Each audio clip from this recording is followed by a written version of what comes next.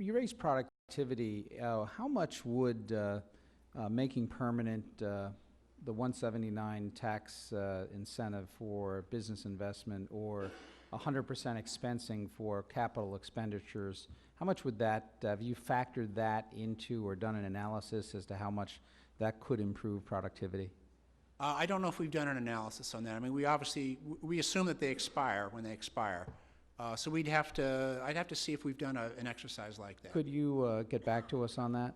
Sure. And I'm also a member of the Agriculture Committee, and I was appointed to the Nutrition Subcommittee, and I've noted that despite the general improvement in the economy in terms of employment, that we still have not seen a decline in recipients under SNAP.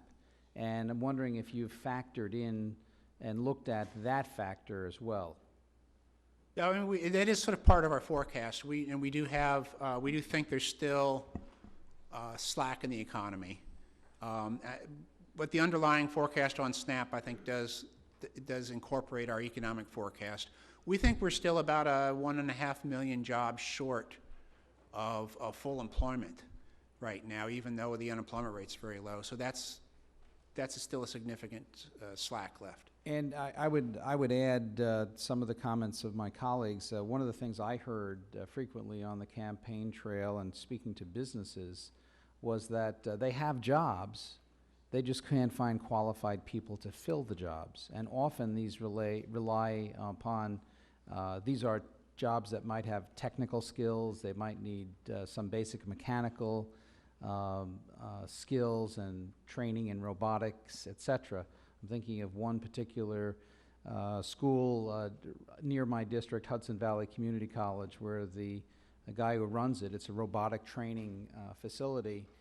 He has about 150 students in it every year. Every single student has a job. He told me that you could have literally 50 of his type centers around the country, and you still wouldn't meet the need for employment of those kind of jobs. Any comment on that? Well, two things come to mind. Our issue with a slowly growing labor force that's not growing as quickly, part of that is our working age people just aren't entering the labor force like they have in the past. So the participation rates of working age people now are really lower than they have been in the past. And that's a puzzle, right? And we think a lot of that just doesn't look like it's coming back. So that's something that's maybe important in here. And the second thing is, one of the things that we have done a little work on is some federal investment in things like education and training. And in fact, we're coming out very shortly on a blog about what we see as the evidence on the effects of education and training that going forward that might address that issue. Okay, I'd be interested in seeing that. I'm also interested in seeing that that publication you referenced about the 100 best ways we could use to reduce the deficit. And I think, speaking of the debt, what do you say our 10-year growth in national debt is going to be?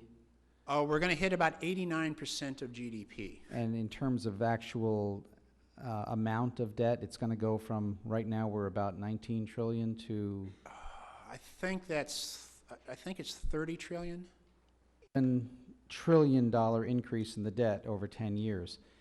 Does it get a little frustrating coming up here to Congress and to tell us and the American people that their national debt is going to be $30 trillion in 10 years and no one seems to pay attention? Well, one of the things I notice every year when we put out this report, we do a little press conference, or we talk to press and let them ask questions. And one of the questions always is, what's new about this report?